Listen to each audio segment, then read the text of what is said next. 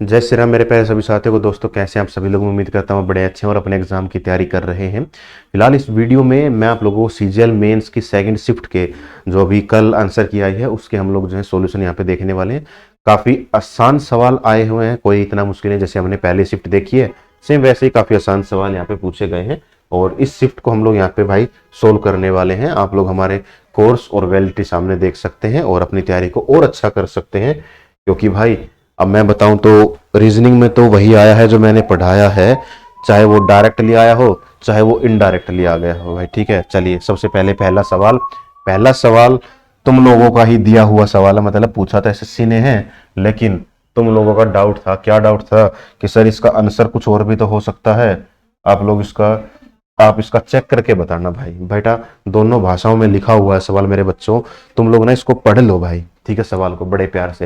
हालांकि तुम्हारा सवाल है दिया हुआ, तो मैं मानता हूं कि भाई तुम्हें तो पता होगा ही होगा कि इसमें गलतियां क्या हुई। हालांकि कुछ बच्चों ने ठीक भी किया होगा भाई, मतलब एसएससी के हिसाब से ठीक किया होगा, कुछ बच्चों ने ठीक नहीं भी किया होगा। कोई दिक्कत नहीं भाई, हम तो बैठे हैं तुम्हें बताने के लिए। तो मैं बताता हूँ इसमें क्या क्या है ना। देखो स्टेटमेंट कहता है मैनी पीपल हैव, अच्छा कोर्स ऑफ एक्शन है बेटा, many people have complain to the finance ministry regarding a delay in receiving refund of their income tax return. ठीक है, एक इनकम टैक्स रिटर्न होता है, बात करूंगा, पहले बता दूं।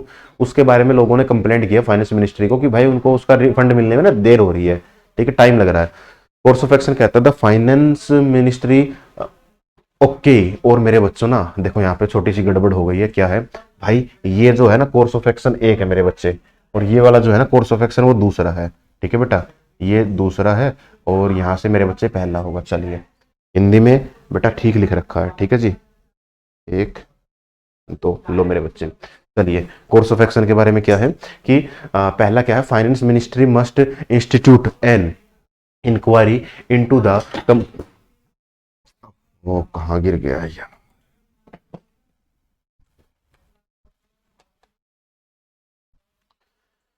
Finance ministry must institute an inquiry into the complaint receive regarding delay in income tax refund. ठीक है भाई, बड़ी अच्छी बात है कि कौन फाइनेंस मिनिस्ट्री जो है वो क्या करे, इंस्टीट्यूट जो है एक इंक्वायरी बैठा दे बस कि क्यों डिले हो रहा है। ठीक है भाई, छोड़ो आगे बढ़ते हैं। The finance ministry must compensate the income tax page bye paying interest on their refund of the duration of the delay.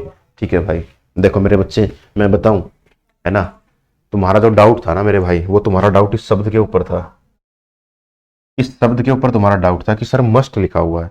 अब मस्ट लिखा हुआ तो यहाँ पे क्या होना चाहिए था। देखो सबसे पहले तो कहता मैनी पीपल, बहुत से लोगों ने कंप्लेंट किया फाइनेंस मिनिस्ट्री को। ठीक है भाई, क्यों, क्योंकि उनको इनकम टैक्स रिटर्न में उनका डिले हुआ है। इनकम टैक्स रिटर्न का मतलब क्या होता है कि पता होगा थोड़ा बहुत, ठीक है, हो सकता है नहीं भी पता हो, क्योंकि भाई मैं मानता हूँ तुम लोग बच्चे जो है बेटा वो अभी तुम लोग टैक्स नहीं भर रहे हो सकता है आपके फादर टैक्स भर रहे हो, या हो सकता है आप उस फैमिली से हो जो इनकम टैक्स ही नहीं भर पा रहा है। ठीक है भाई, तो इसमें कोई शर्म वाली बात भी नहीं है। ठीक है, आपको नहीं पता या आपकी फैमिली नहीं भरती, कोई बड़ी बात नहीं है भाई। ठीक है जी, तो उसमें क्या है, फाइनेंस मिनिस्ट्री जो है वो क्या कहती है कि उसको, फाइनेंस मिनिस्ट्री के पास काफ़ी कंप्लेंट आई है, मैं मेरा भाई बंधु हम पूरा परिवार समाज जो है क्या कहे कि भाई तुम्हें हमारे पास ना इनकम टैक्स जो रिटर्न आया वो वापिस उसको देने में देरी क्यों हो रही है।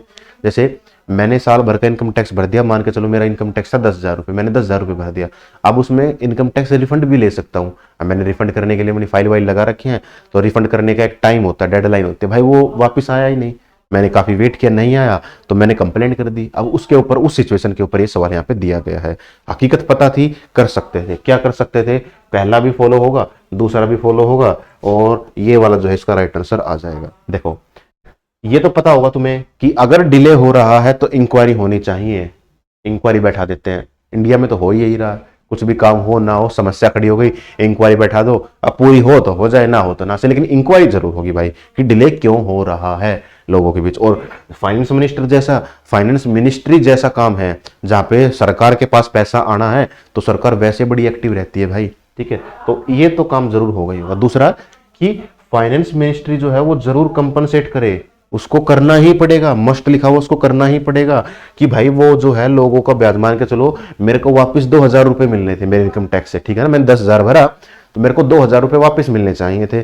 अब वो 2,000 रुपए नहीं मिल रहे, तो मैं क्या कहता हूं कि इनकम टैक्स जो डिपार्टमेंट है वो उस 2,000 पर इंटरेस्ट लगा के मेरे को पैसा वापस दे। मान के चलो वो 3 महीने लेट हो गए, मैं चाहता हूं कि भाई तो 3 महीने के हिसाब से जो भी इंटरेस्ट बनता हो उस वो इंटरेस्ट मेरे को वापस दे 3 महीने के हिसाब से। मान के चलो बोलते हैं कि भाई 12% पर एनम मान लो, तो 3 महीने का कितना होगा, 3% हो गया। ठीक है, एक एग्जाम्पल उठा लिया मैंने ऐसे। तो उसमें क्या कि मेरे को वापस दो भाई वो, तो उसका मैं हिसाब कर लूंगा। तुम अब मेरे को 2000 नहीं, 2000 प्लस इंटरेस्ट मेरे को मेरे खाते में चाहिए, वो मिलेगा। हकीकत में यही होता है भाई, सरकारी डिपार्टमेंट है, हकीकत में यही होता है।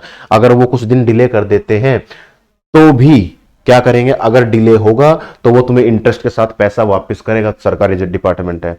और अगर तुमने टैक्स भरने में डिले कर दिया तो तुमसे चार्ज कर लेगा फाइन के साथ, जो आई थिंक हर हफ्ते फाइन लगता है उसमें, या पता नहीं प्रतिदिन के हिसाब से फाइन चार्ज होता है, कुछ तो होता है। वो फाइन तुम्हारा जो है वो चार्ज करेगा ही करेगा भाई वो। ठीक है, तो होता तो यही है। अब कुछ बच्चे कहते हैं कि सर जरूरी थोड़ी इनकम टैक्स डिपार्टमेंट जो है वो क्या नाम है पैसा दे, जरूरी थोड़ी सर वो पैसा दे। वो तो ये भी कह सकता है कि भाई फलानी वजह की दिक्कत, टेक्निकल प्रॉब्लम की वजह से दिक्कत हो गई थी, इसीलिए पैसा जो है वो कस्टमर के पास नहीं जा पा रहा था। तो क्या, तो ऐसा हो सकता है, बिल्कुल हो सकता है। और फिर सर जरूरी भी नहीं है कि वो इंटरेस्ट दे, ऐसा हो सकता है कि उसके पास पहले पैसों की तंगी हो तो वो बोल दे कि भाई मैं इंटरेस्ट तो नहीं दे पाऊंगा, मुझे माफ करें, आप लोग अपना पैसा वापस ले ले। भाई होने को तो हो सकता है, वो होने को तो बिल्कुल हो सकता है, लेकिन तुम्हें इतना सोचना ही नहीं था भाई, इतना सोचना ही नहीं था। अगर जाहिर सी बात है किसी के पास किसी का पैसा है तो उसको इंटरेस्ट के साथ देना पड़ेगा। जो काम बैंक में होता है वही यहाँ होता है। आपका पैसा बैंक में एफडी वेफडी ना भी कराओ ना तो पड़े पड़े भी इंटरेस्ट मिलता रहता है उस पर।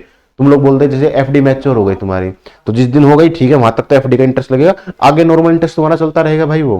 ठीक है ना, तो इस तरीके की बात थी। ये वाला जो है दोनों के दोनों ठीक है बेटा। इस मस्ट शब्द की वजह से मैं मानता हूं कि तुम्हें कंफ्यूजन हुआ होगा, ठीक है, जाहिर सी बात है, होना भी चाहिए, लेकिन जरूरी नहीं है। क्यों? क्योंकि फाइनेंस मिनिस्ट्री काम ही ऐसे करती है भाई वो।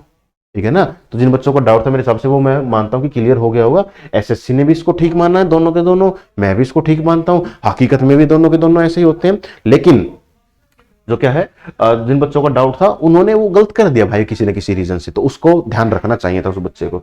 चलिए आगे बढ़ते हैं। आगे क्या कहता है, फिर से कहता है कोज लिखा हुआ है, कोज एंड इफेक्ट है। Heavy rain yesterday in city X have caused flooding in many area. भाई मेरे ये सवाल, ये जो फ्लड वाला एग्जांपल है, मैंने कितनी बार तुम लोगों को करा रखा है। अब आगे बात कर लेते हैं इसमें, ठीक है। क्या कहता है, city X have caused flooding in many area including the railway station and airport. लो ये एयरपोर्ट वाला जो सवाल है ना वो यहाँ पे आ गया। मैंने भी करा रखा है, हमारे कोर्स में ये मैंने करा रखा है। और ठीक है, जब जो समस्या है वो खड़ी हो गई, मैंने तो प्रॉपर ये रेल वाला एग्जांपल दिया, मतलब एग्जांपल ही मैंने ये दिया था तुम लोगों को। तो क्या था, railway has announced a delay in departure of 3 train scheduled to start from city X this morning. तो railway has announced a delay, railway ने डिले क्या नाम है मतलब कि अनाउंस किया, अनाउंसमेंट किया कि भाई आज जो सुबह 3 ट्रेनें जाएंगी तो वो क्या है, वो है भाई लेट चल रही हैं। ठीक है जी, बड़ी अच्छी बात है। आगे कहता है a number of flight were unable to land in the airport of city X last evening. हाँ ये क्या है भाई, ये लास्ट इवनिंग कैसे आ गया। चलिए आगे पढ़ते हैं। Finance ministry has extended the date of filing. यार ये कहीं उसका तो नहीं आ गया है, हैं? एक मिनट मेरे को थोड़ा सा वेट करना पड़ेगा। ये जो है वो क्या पिछले सवाल का आ गया, एक मिनट में रुकिए भाई, क्वेश्चन चेक कर लेता हूँ, क्योंकि ये पिछले उसका लग रहा है। नहीं भाई, ये सब एग्जाम में ही दे रखा है। ठीक है, एग्जाम में ही ये दे रखा है। पहला सिटी एक्स में फ्लड है, रेलवे है, ये नंबर ऑफ फ्लाइट है और फाइनेंस मिनिस्ट्री है। ठीक है भाई, चलिए कोई बड़ी बात यहाँ पर नहीं है। ठीक है भाई, चलिए इसकी बात करते हैं। तो यहाँ पे क्या है, इफेक्ट फाइनेंस मिनिस्ट्री का, the date for filing tax interest. ठीक है, ये तो अपने काम का है ही नहीं, इफेक्ट इससे तो कोई मतलब है ही नहीं। हैवी रेनफॉल हुई है, अच्छा सॉरी भाई सॉरी, यहाँ पे ना मैं कह रहा था तुम लोगों को कि लास्ट इवनिंग कहाँ से आ गया, वो यस्टरडे से आ गया। कल रात को, कल रात भी नहीं, कल भारी वर्षा हुई है सिटी एक्स में, जिसकी वजह से फ्लड आ गई एरिया में, रेलवे स्टेशन एयरपोर्ट बाधित है। रेलवे ने अनाउंस किया है डिपार्चर और 3 डिले का फ्रॉम सिटी एक्स मॉर्निंग। ठीक है भाई, कल अगर भारी बारिश हुई है, फ्लड व्लड आ गई है, पर ट्रेन और रेल और एयरपोर्ट अथॉरिटी वो हो गए हैं, प्रभावित हुए हैं, तो जाहिर सी बात है कल हुआ है तो आज से डिले हो जाएगा वो, तो जाहिर सी बात है आज डिले हुआ, उसका इफेक्ट बिल्कुल सही है। Number of flight were unable to land, बिल्कुल सही बात है। पानी होगा तो कहां से ही लैंड कर पाएंगी, क्योंकि रेलवे स्टेशन भी प्रभावित है, एयरपोर्ट भी प्रभावित है, दोनों लिख रखा है। एक में एयरपोर्ट एयर में, एक में हवाई जहाज की बात कर ली, एक में उसकी रेल की बात कर ली, दोनों बातें हो चुकी हैं। तो पहला और दूसरा पॉसिबल इफेक्ट है, पॉसिबल ना भी लिख रखा होता तो भी अपना इफेक्ट हो जाता। ठीक है, खैर मैंने बता रखा कि वो एक ही बात होती है ऑलमोस्ट सभी केस में। चलिए आगे बढ़ते हैं। Like seasoned gardener, gardener G practice. लो भाई, पहले वो प्रॉब्लम सॉल्वर वाला था, यहाँ पे गार्डनर की बात कर रखी है। सीजन गार्डनर्स, सीजन गार्डनर्स का मतलब होता है जैसे आप लोग नहीं करते हैं कि भाई अभी किसका सीजन चल रहा है, जैसे अभी आप लोगों ने पालक उगा रखा होगा अपने घर में, ठीक है, और गर्मियों में घिया तोरी उगा ली भाई, और धनिया उगा लिया, पुदीना उगा लिया, टमाटर उगा लिए, भिंडी लौकी उगा ली। इस तरीके की जो बातें हैं ना वो सीजन गार्डनर्स होते हैं, छोटे छोटे उसमें होम गार्डनिंग जो करते हैं उसी के बारे में बात कर रखा है। Gardener G practice crop rotation to maintain soil fertility leading to thriving and diverse plant growth. ठीक है भाई, क्रॉप रोटेशन करता है। क्रॉप रोटेशन में हिसाब से आप लोगों को पता होगा कि वो होती क्या है। तो उसके बाद अगर हम लोग बात करते हैं कि जिससे क्या है प्लांट की ग्रोथ बढ़ जाती है। ठीक है जी, विच ऑफ द फॉलोइंग, ठीक है वही वाली बात है। The thriving and diverse plant growth in gardener G's garden is likely influence by practice of crop rotation. अरे ऊपर यही तो बात कह रखी है भाई, ऊपर देखना तुम्हें क्या बात कह रखी है, ऊपर ये बात कह तो रखी है मेंटेन के लिए वो क्या करता है, डाइवर्स प्लांट ग्रोथ करता है क्रॉप रोटेशन से। ठीक है भाई, क्रॉप रोटेशन से सॉइल की फर्टिलिटी के लिए वो अलग अलग प्लांट क्या नाम है, क्रॉप रोटेशन अलग अलग फसल उगाता है, सॉइल की फर्टिलिटी बनी रहे और जिससे क्या होगा, थ्राइविंग के लिए क्या लिख रखा है इन्होंने, उर्वरता को बनाने के लिए का अभ्यास करता है। ठीक है भाई, खैर उससे छोड़ो, डाइवर्स प्लांट ग्रोथ से भी अपना काम चल जाएगा। ठीक है, कि प्लांट की ग्रोथ भी होती है, बड़ी अच्छी बात है, जो कि सच भी है। अगर फैमिली बैकग्राउंड ऐसा है तो इस सवाल को तो ठीक करना ही था। Gardener G is consulted by, अरे कंसल्टेड तो है ही नहीं कहीं भी, ऊपर कंसल्टेड की बात कहां से आ गई पहला। लो भाई, कंसल्टेड सब देखते ही गलत हो गया, ऊपर कंसल्टेशन का कोई बात नहीं कर रखा। डॉक्टर से कंसल्ट किया, किसी बड़े फार्मर से किया है, दिकाड़ा साइंटिस्ट से किया ना, ऊपर कहीं पे कंसल्टेशन जैसा नहीं है, बात खत्म। ज्यादा इन चीजों में नहीं पढ़ना है अपने को। चलो, 4 कैसे बनेगा, 4 पढ़ के बता रखा, सेम बनेगा भाई, लास्ट में 8 बनेगा। ठीक है जी, 8 से पहले एम, 8 के बाद एम आना चाहिए था, एम उल्टा एम नहीं चलेगा, एम आ गया। ठीक है भाई, 9 एम के बाद 9 आएगा, 9 ये रहा, ये भी नहीं आएगा, बात खत्म। चलो भाई, स्पेलिंग के आधार पर कर दिया। चलो ये बताओ कहां पे बनेगा, अरे ये तो ये रहा भाई, ये दिख रहा। चलो, RFIGED, इससे पूछा हुआ कि इससे जो है कितने शब्द यहां पर बन रहे होंगे। सबसे पहली बात तो ये है कि तुम लोगों की वोकैब ऐसी होनी चाहिए जो इन शब्दों को देखते ही पता लगा ले कि इससे जो है कितने बन रहे होंगे। ठीक है भाई, अच्छा अब मैं बताता हूं कि तुम लोगों को ना ऐसे समझ में नहीं आया होगा। अगर मैं इसको ऐसे लिख दूं ना, अब तुम एक चीज लिखी होगी, क्या, फ्रिज शब्द बन रहा है।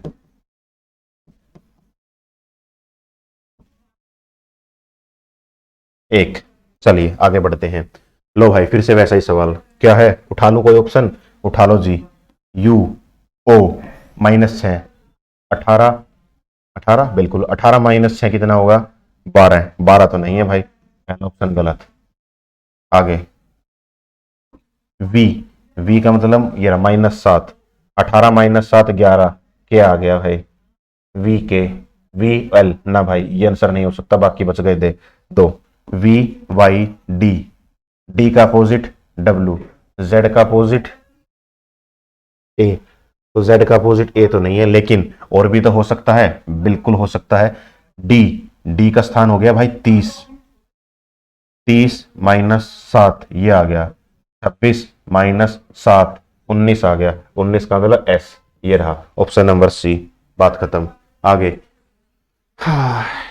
लो पो जो, क्या बताना है, म्यूजिक का कोड बताना है। ठीक है, म्यूजिक और म्यूजिक, लो भाई ये रहा म्यूजिक, ये रहा म्यूजिक, कोड बता दो जो, ये रहा जी। क्वेश्चन पूछ रखा है और स्टेटमेंट में क्या है, हाँ 5 हाउस ऑफ डिफरेंट कलर हैं, उस कलर का नाम लिख रखा है, with equal space between two every 2 adjacent house. ठीक है, 2 घर लगातार हैं, उसमें क्या है, अपने आप में एक मतलब बराबर बराबर यहाँ पे स्पेस जो है वो हो दे रखा है। Which colour house is exactly in the middle of the facing north. ठीक है जी, which colour house is exactly in the middle of the row, कौन सा बीच में है, पता नहीं भाई। चलो स्टेटमेंट की तरफ आते हैं। Green and yellow colour houses are constructed at the extreme end of the row. ठीक है भाई, ग्रीन और जो है येलो, कौन कौन से, ये रहा। चलो भाई मैंने बना भी दिया, ग्रीन और तुम लोग कहोगे येलो, ये कहाँ है, एंड पर है भाई, तो बीच में 1 2 3, इनमें कौन है पता नहीं, अपने को बताना ये वाला। ये वाला तो भाई साहब पहले से तो आंसर नहीं आ पाया। Violet and blue colour house are immediate neighbour house of green and yellow colour houses respectively. ठीक है भाई, तो वॉयलेट और ब्लू, तो भाई वॉयलेट और ब्लू जो है वो किस किस के हैं, पता नहीं भाई किस किस के हैं, क्योंकि अगर ये वॉयलेट मान दिया मैंने, ये ब्लू मान दिया। वॉयलेट वाला किसके है, ग्रीन के, और ग्रीन वाला किसके है, वॉयलेट एंड ब्लू। अच्छा ब्लू वाला किसके है, वो है वॉयलेट है ग्रीन के, और ये है जी येलो के। ठीक है, अच्छा अब एक इधर भी आ सकता है, एक इधर भी आ सकता है। अगर इधर एक आया तो बीच में ब्लू, इधर एक आया तो बीच में वायलेट, तो पता नहीं भाई कौन सा हो सकता है, नहीं पता तो कोई दिक्कत नहीं है। अच्छा भाई, अगर ये नहीं है तो दूसरे से भी आंसर नहीं आएगा, पहले से भी नहीं आएगा, दूसरे से भी नहीं आएगा, लेकिन दोनों से मिलाकर आ जाएगा क्या। अब उसको चेक कर लेते हैं भाई, है बेटा, उसको चेक कर लेते हैं। देखो क्या होगा, ग्रीन वाले के साथ में क्या आएगा, blue colour neighbour neighbour, violet वाले के साथ में ब्लू ग्रीन है ना, ग्रीन के साथ में वॉयलेट आ गया। और क्या है मेरे बच्चे, ब्लू वाले के साथ में क्या है मेरे भाई, ब्लू वाले के साथ में येलो है, ये आ गया ब्लू। और एक कौन सा बच गया भाई, blue green yellow violet red. Okay, तो बीच में क्या आ गया, बीच में आ गया भाई रेड कलर का। दोनों से मिला के आंसर आ गया। तुम लोग कहोगे सर इधर येलो और उधर ग्रीन लिख दोगे तो क्या बनेगा, कुछ नहीं बनेगा भाई। लो तुम्हारी मर्जी की मर्जी भी कर देता हूँ। ये ग्रीन आ गया, ग्रीन के बाद वॉयलेट आएगा, फिर ग्रीन आएगा, फिर इधर ब्लू आ जाएगा, और फिर इधर येलो। क्यों, क्योंकि येलो और ग्रीन ये तो भाई कॉर्नर पर ही रहने हैं, ये बात कही गई है, तो बीच में तो रेड ही आएगा। दोनों से मिलाकर बना है, देख लो कहाँ पे लिखा हुआ है। स्टेटमेंट एक इज अलोन टू सफिशिएंट, एक तो अलोन नहीं है भाई, टुगेदर नॉट सफिशिएंट नहीं भाई, together sufficient, option number B. हट भाई, आगे चलते हैं। Set goal, budget, revive, invest, SS. लो भाई साहब, अब इससे आसान सवाल और क्या होगा तुम लोगों के लिए। क्यों मैं ऐसा कह रहा हूं, क्योंकि आप लोगों ने पता होगा ये जो शब्द है ना कि पहले सबसे पहले कौन सा होगा। चलिए सबसे पहले सेट गोल, तो भाई पहले स्थान पर ही तो यही आएगा। अरे मूर्खों, तुम लोग पढ़ने बैठे हो तो सरकारी नौकरी की तैयारी करने बैठे हो तुम लोग, तो कुछ तो तुम्हारा गोल रहा होगा। पहला गोल ही तुम्हारा ये सरकारी नौकरी नहीं है। पहला गोल तुम्हारा एक्साइज इंस्पेक्टर, पहला गोल तुम्हारा income tax inspector, GST inspector, जो भी है तुम्हारा कुछ तो रहा होगा। नहीं है तो पहला गोल तुम्हारा सरकारी नौकरी है। ठीक है, तो पहले तो गोल बनाया होगा तुम लोगों ने, बाकी बातें बाद ही हैं, बाकी रामायण बाद ही है। किसका कोर्स लूं, किससे पढ़ूं, क्या करूं क्या ना करूं, क्या वीडियो देखूं, क्या किताब खरीदूं, बहुत बाद की बात है। पहली इच्छा मन में जो आई है ना, वो तो ये आई है कि मेरे को सरकारी नौकरी लगना है। क्या पहला क्या है, सेट गोल। लो भाई पहला ही होगा, तो ये वाला जो है ना वो यहाँ पे राइट आंसर आ जाएगा। ठीक है, बात समझ में आ गई। इसके अलावा मैं कह रहा हूं इससे आसान जो सवाल है ना, वो इतिहास में कोई सवाल नहीं हो सकता भाई। मूर्ख से मूर्ख बच्चा ही बता दे यार ये मेरे को नहीं पता यार, छोड़ इसको। पहला काम है मैं सेट गोल करूंगा, मेरे को मामा के घर पे जाना है, यही मेरा गोल है। अब मैं क्या करूंगा, मम्मी को बोल दूंगा, पापा को बोल दूंगा छोड़ के आ जाओ भाई, उधर से उनको बोल दूंगा भाई लेने आ जाओ, कपड़े पैकिंग कर लूंगा, चला जाऊंगा भाई, ट्रेन से जाऊंगा, बस से जाऊंगा, चला जाऊंगा भाई, टिकट बुक करा दूंगा, चला जाऊंगा। अरे बहुत बाद की बात है भाई। पहला गोल क्या है, मेरे को वहां जाना है तो जाना है। महाकुंभ लगा हुआ है, पहला गोल क्या है, मेरे को जाना है। दूसरा क्या है, घर से परमिशन लूंगा। तीसरा क्या है, टिकट कराऊंगा। चौथा क्या है, कैसे जाऊंगा वहां तक, ट्रेन से जाऊंगा तो घर से ट्रेन तक भी तो जाना है, टैक्सी से जाऊंगा तो टैक्सी भी तो बुक करनी है। जो भी करना है वहां तक करूंगा भाई मैं, तब मैं जा पाऊंगा, फाइनली मैं वहां पे रीच कर पाऊंगा, पहुंच पाऊंगा भाई। बात आई समझ में। उसी बीच में पैकिंग भी मेरे को करनी पड़ेगी। ठीक है, तो पहला गोल क्या है, पहला तो भाई सेट गोल है कि गोल तो सेट करना पड़ेगा। मूर्ख से मूर्ख बच्चा इस सवाल को कर सकता था। चलो आगे बढ़ते हैं। सवाल देखो भाई क्या है यहाँ पे। ठीक है, ए था डबल ए हो गया भाई, पी था डबल पी हो जाएगा। डबल पी कहाँ है भाई, ओ भाई साहब, ओ मेरे भाई, डबल पी यहां नहीं है, डबल पी यहां नहीं है, यहां है भाई साहब। देखो एक था, एक था, यहां भी दो हो गए, यहां भी दो, एक और एक, दो और दो हो गया। चलो आगे बढ़ते हैं। करो भाई सवाल को सोल्व करो। How is U related to Z, U related to Z बताना है। ठीक है, यू माइनस की बात कर लेते हैं। ठीक है, यू माइनस का मतलब you is the brother of Q, सामने वाले सेम पीछे वाले सेम। ठीक है, यू ब्रदर, यू जो है वो क्या आएगा, यू आएगा भाई हमेशा male gender, father father brother brother. अरे भाई साहब इसमें तो शॉर्टकट नहीं लगेगा, नहीं लगेगा भाई सोल्व कर ले फिर, दूसरा कोई तरीका नहीं है। U minus, U is the brother of V, अब वी का ब्रदर है भाई, U is the brother of V, V plus V is the mother of, V is the mother of W, W divide W is the father of Y, y into y is the wife of z। ठीक है भाई, how is u related to z, u जो है z का क्या लग रहा होगा, z की पत्नी के पिता की मां का भाई। ठीक है, वाइफ से शुरू होगा, wife wife father, wife father नहीं है, फादर नहीं है, wife father, wife fathers mothers, father नहीं brother, option number C right answer. चलो भाई आगे बढ़ जाते हैं। चलो भाई 2, ये तो सर सीक्वेंस मैच नहीं कर रही, सीक्वेंस मैच नहीं है, 2 आएगा 2 आएगा 2 आएगा भाई। 7 7 ऐसे ही आएगा। जी, अरे सेम जी कैसे लिख दिया, जी तो पलटेगा। ठीक है भाई, एफ एफ ऐसे नहीं होगा, ऐसे वाला होगा। हट भाई आगे बढ़ते हैं। चलो हे भगवान, अब ये सवाल तो मैं तुम्हें एग्जाम्पल में करा चुका हूं, अब ये सवाल तो भाई मैं अगर तुम्हें आंसर ना भी बताऊं ना तो तुम लोगों को पता होना चाहिए कि इसका जो आंसर है वो क्या होगा। ठीक है भाई, चलो मैं मानता हूं कि तो हो गया होगा तुम्हारा। तो आंसर क्या बनेगा इसका, plant, pollination, seed, seedling, fruit, कैसे क्या होगा वो बड़ी बात यहाँ पे बतानी है अपने को।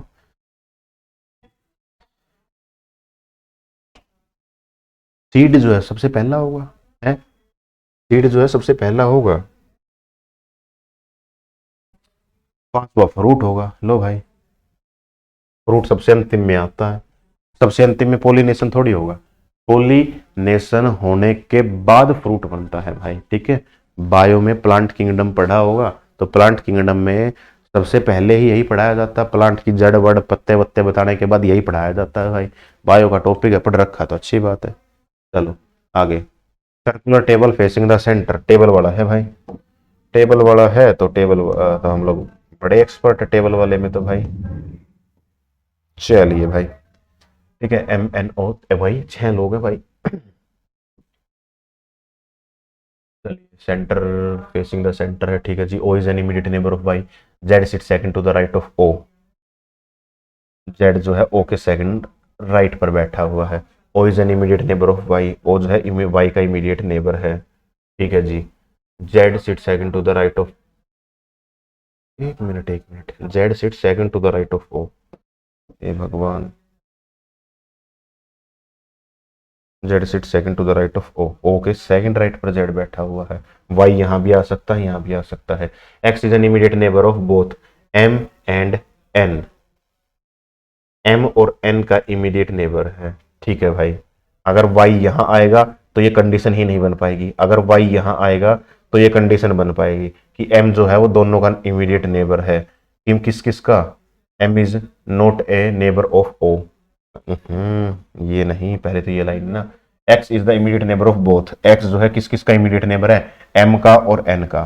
तो यहाँ आ गया एम, यहाँ आ गया एन। क्यों ऐसा किया मैंने, क्योंकि मैंने पहले एक लाइन और पढ़ चुका था मैं, M is not an immediate neighbour of O, अगर मैं एम को यहाँ मान लूंगा तो वो ओ का इमीडिएट नेबर हो जाएगा, जो कि नहीं हो सकता, फिर मेरे को मिटाना पड़ता। मैंने गलती से पहले ये वाली लाइन पढ़ दी थी तो मेरे को पता थी, मैंने दिमाग में रखी, फिर मैंने ये वाली लाइन पढ़ ली, उसके बाद मैंने इसको सोल्व कर दिया। सवाल पूछा हुआ है who sit to the immediate left of Y, Y के इमीडिएट लेफ्ट पे कौन बैठा हुआ है, ओ बैठा हुआ है। चल भाई आगे बढ़ते हैं। लो सम टॉय, अच्छा देखो ये क्या है, नो साइकिल, नो साइकिल का मतलब negative, positive positive positive, negative तो बन नहीं सकता। सम टॉय आर डॉल, ये रहा टॉय, ये रहा डॉल। रोबोट रोबोट कॉमन है, कटेगा नहीं। हट भाई, ना पहला ना दूसरा, और आइदर और कहीं पे है नहीं। लो भाई option number C, option number C जो है ना वो राइट आंसर हो जाएगा इसका।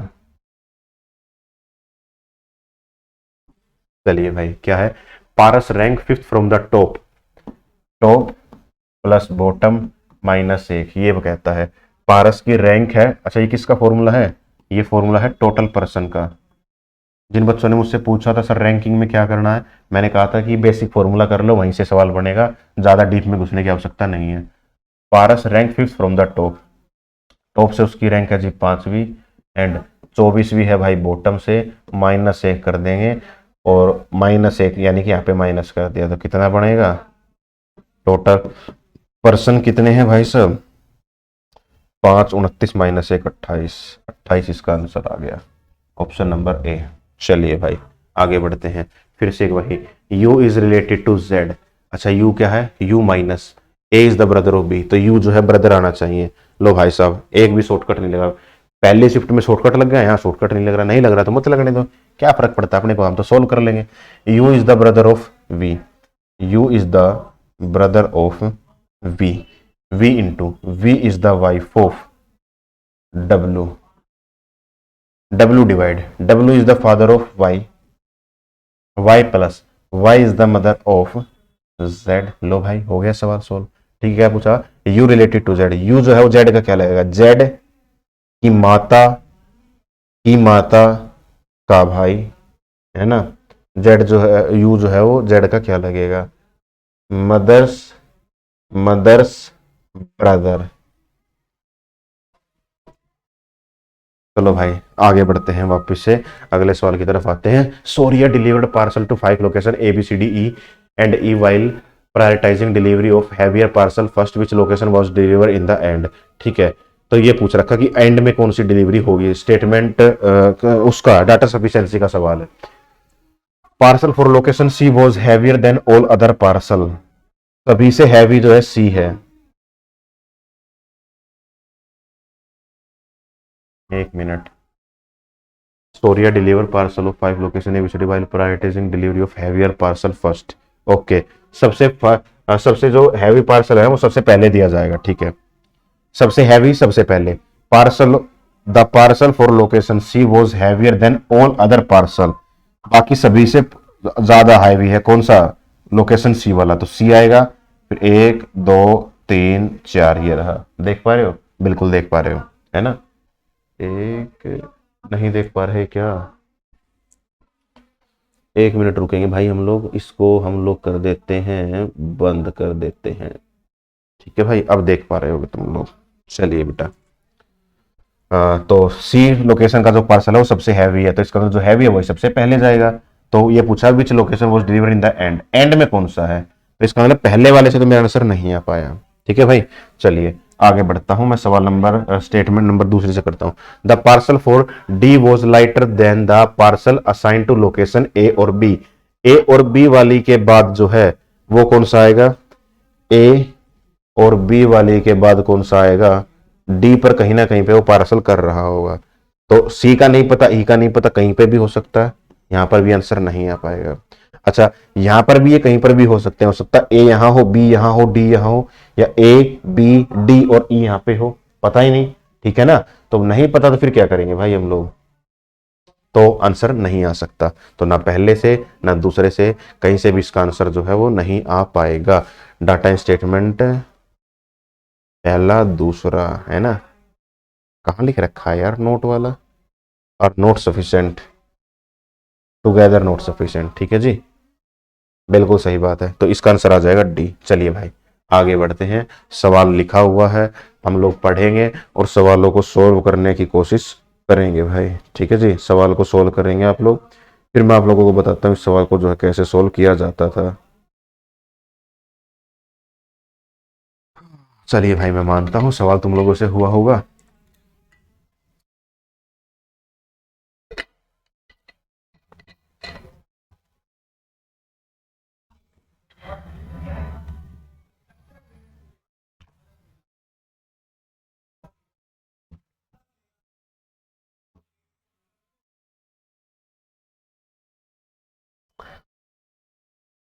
एक दो तीन चार पाँच छः सात, तो हो सकता है पॉसिबिलिटी भी बने, तो मैंने पहले ही बना दिया भाई। ठीक है, 7 पेपर स्कोर अलग अलग मार्क्स है, जी स्कोर द लोवेस्ट मार्क्स, जी के जो है सबसे कम मार्क्स आए हैं भाई। ठीक है, जी स्कोर सबसे कम मार्क्स, तो जी के जो सबसे कम मार्क्स है, तो जी तो भाई साहब यहाँ आया 1 2 3 4 5 6 7। ठीक है जी, B score the second highest marks, पहला नहीं दूसरे पर बी आ गया भाई। Okay, B score the highest second highest marks which are 80, B के मार्क्स जो है 80 आए। अगर पॉसिबिलिटी बनेगी तो इधर बंदे का नाम लिख दूंगा, उधर नंबर लिख दूंगा, इधर बंदे का नाम नंबर लिख दिया, बात खत्म। चलिए जी, ए स्कोर 72, नीचे कहीं पर भी आएगा लेकिन पता नहीं कहाँ आएगा, ठीक है जी। E scored more than F, E जो है उसके एफ से ज्यादा मार्क्स आए हैं but less than C, C के कम मार्क्स आए हैं। Marks scored by C were a multiple of 11, सी के जो मार्क्स है ना वो 11 का मल्टीपल है, ठीक है जी। एंड लेस देन 70, और 70 से कम है, इसका मतलब सी के जो मार्क्स है ना वो मैक्सिमम 66 मार्क्स तक हो सकते हैं, ठीक है, क्योंकि 70 से कम चाहिए। अच्छा, बीच में मैंने देखा था एक बंदा था, ए के स्कोर है 72, तो इसका मतलब ए जो है वो बंदा यहाँ आया होगा और उसके मार्क्स है भाई 72, ठीक है जी। अच्छा, बीच में 3 बंदे चाहिए मेरे को, तो 3 जगह ही खाली है यहाँ पे, सी ई एफ, क्योंकि इसके अलावा और कहीं पे तीनों लगातार नहीं आ सकते। सी के 66 तक मैक्सिमम हो सकते हैं, ठीक है जी, ये यहाँ पे पूछा हुआ है। और इसके अलावा क्या है, एक बंदा बच गया, कौन बच गया, ए बी सी डी बच गया भाई, डी के सबसे ज्यादा आए हैं।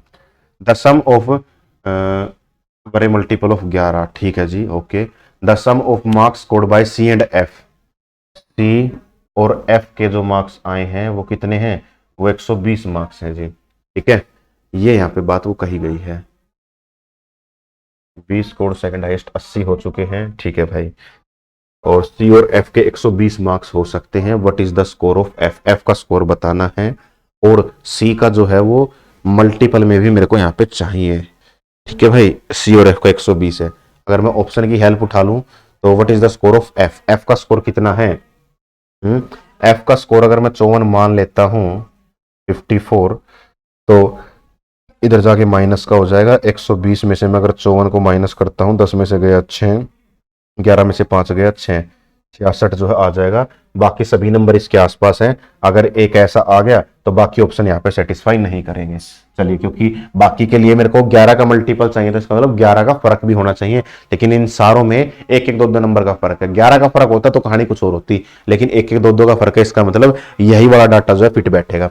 तुम्हें लगे कि नहीं सर ऐसा नहीं होगा, तो दोबारा बता देता हूं भाई मैं तुम लोगों को। देखो क्या है, सी प्लस एफ का टोटल कितना होगा, 120 होगा।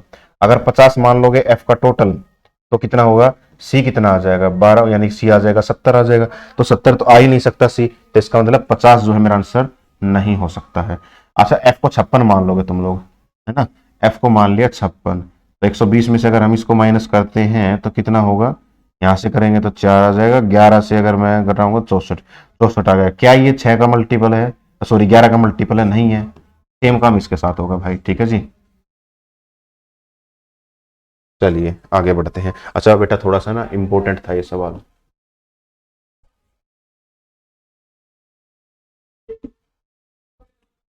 चलिए भाई साहब आगे बढ़ते हैं। और आगे क्या लिख रखा है, डज नॉट बिलोंग, कौन सा जो है इसमें बिलोंग नहीं करता है। बहुत प्यारा सवाल, बहुत ही प्यारा सवाल। कैसे, एबीसीडी क्या है, लेटर्स, बिल्कुल ठीक है जी। ये क्या है, करेंसी, बिल्कुल ठीक है जी। ये क्या है, टेक्स्ट है, नहीं भाई। ये क्या है, नंबर्स है, बिल्कुल ठीक है। यही वाला अपने पास राइट आंसर आ जाएगा। डाउट है तुम्हारा, क्या डाउट है तुम्हारा, डाउट ये था सर ये सिंबल भी तो है।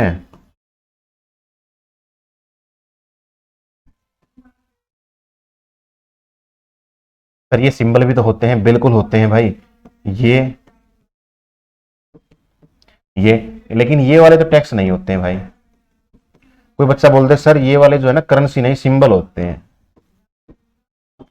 तो सिंबल तो होते हैं, कोई दिक्कत वाली बात नहीं, लेकिन ये सारे के सारे करेंसी है। डॉलर का नहीं पता क्या तुम लोगों को, तुम लोगों को यूरो का नहीं पता क्या, सॉरी रुपए का नहीं पता क्या, तुम लोगों को पता है, बिल्कुल पता है। तो इसको पता है, इसका मतलब करेंसी है। डॉलर तो बच्चे बच्चे को पता है। अपना देश की करेंसी क्या है, रुपया है, सभी को पता है। और अमेरिका के क्या है, डॉलर है। दूसरा, हर किसी को कुछ पता हो ना पता, लेकिन डॉलर का रेट सभी को पता रहता है, अपडेटेड रहते हैं बंदे। तो ये तो करेंसी हो गई। अच्छा ये क्या है, टेक्स्ट है, टेक्स्ट नहीं है भाई, सिंबल है ये। बेटा इन दोनों में सिंबल का फर्क नहीं है। देखो ये सिंबल तो जरूर है, लेकिन सिंबल होने से पहले ये करेंसी को डिनोट करते हैं कहीं ना कहीं पे, ये करेंसी के बारे में बताते हैं कहीं ना कहीं पे। तो ये वो वाली बात यहाँ पे हो गई है। तो करेंसी बिल्कुल ठीक है, और टेक्स्ट ये जो है टेक्स्ट नहीं है, मैथमेटिकल ऑपरेशन है, या फिर इसको बोल दो सिंबल है, ये एक ही बात है, ठीक है। सिंबल से ज्यादा मैं कहूंगा कि मैथमेटिकल ऑपरेशन बोल दो। क्यों? क्योंकि फिर तुम्हें ना सिंबल बोलने पर तो तुम्हें पता चलेगा सर ये वाले भी तो सिंबल है, इसको करेंसी क्यों लिख रखा है। तो मैथमेटिकल ऑपरेशन बोल दो, एक ही बात है। लेकिन अगर समझ में आ गया तो इसमें कोई कंफ्यूजन नहीं है, कुछ भी बोल दो, क्या फर्क पड़ता है मेरे को, तुम लोग कुछ भी बोल दो, क्या फर्क पड़ता है। अगर मेरा पढ़ाया तुम्हें समझ में आ रहा तो समझ में आ रहा है भाई, जाहिर सी बात है। तो बोलने से कुछ नहीं होगा, बस समझ में आना चाहिए अपने को। तो आंसर तो सी आ जाएगा इसका, ठीक है जी। आगे बात कर लेते हैं भाई।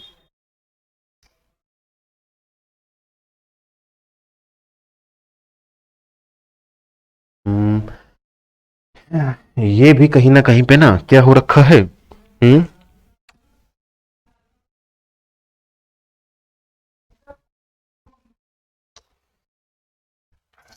इसको 26 गुना करने पर ये बना रखा है, ठीक है जी। 260 आ गया और 26 जोड़ देंगे 286, ये भी 26 गुना है, ये भी 26 गुना है, और 26 गुना 2 52 होता है, तो 220, ये 26 गुना नहीं है भाई। और ये करेंगे तो 26 इंटू 19 कर देंगे तो 9 6 54 का 4 5 कैरी, 9 गुना 2 18, 18 पंजे 9 गुना 2 18, 18 और 5 23 और 26, क्या 6 3 9 4 4 9 4, ये भी है। तो ये वाला ही जो है अपने पास यहाँ पे राइट आंसर नहीं आ जाएगा, ठीक है। और क्या होगा, P इंटू 26 बराबर कितना होगा, A होगा। लो भाई सिंपल था। चलिए G 3 बार P, L इधर, और एक 3 1 3 1, तीनों सेम नहीं है, E वाला अलग है, बात खत्म। कैसे लिख रखा है फर्क नहीं पड़ता। चलिए 17 रिलेटेड टू 159, 17 रिलेटेड टू 159 है मेरे भाई, 11 रिलेटेड टू 105 है मेरे भाई। कैसे करेंगे हैं, 11 गुना 9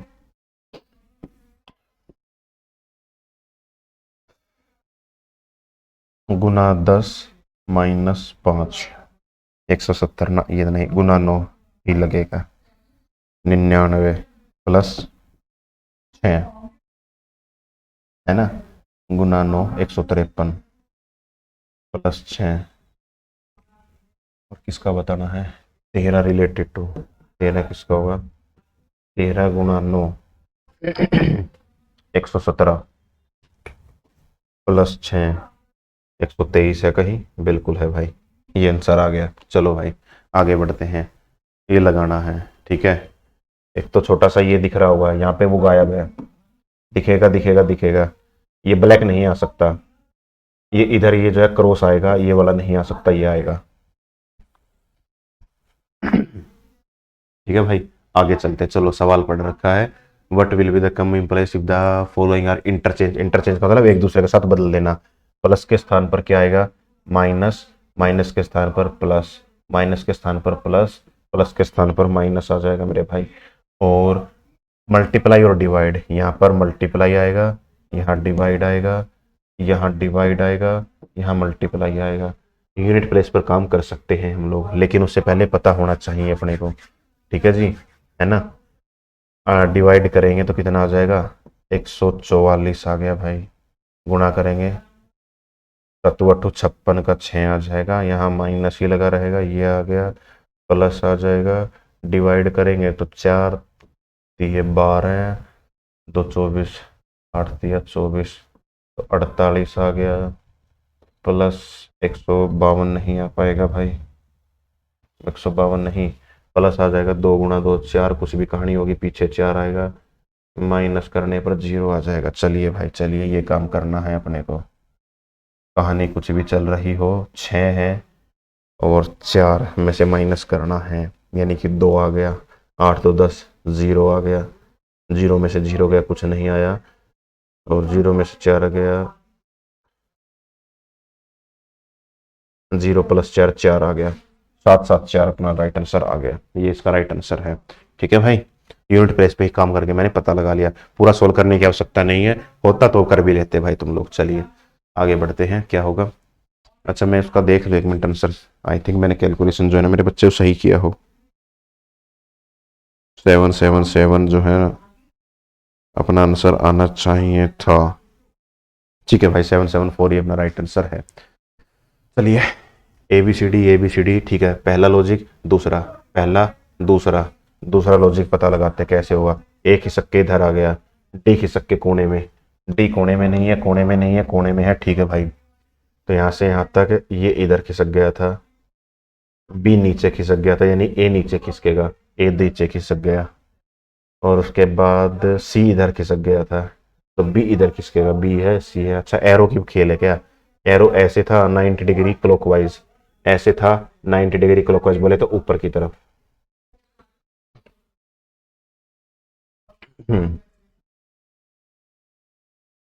48, 24, 12, कहानी समझ में आ गई। आधा आधा आधा, 12 का आधा 6, 14 माइनस 6 करेंगे तो कितना हो जाएगा? 8 हो जाएगा।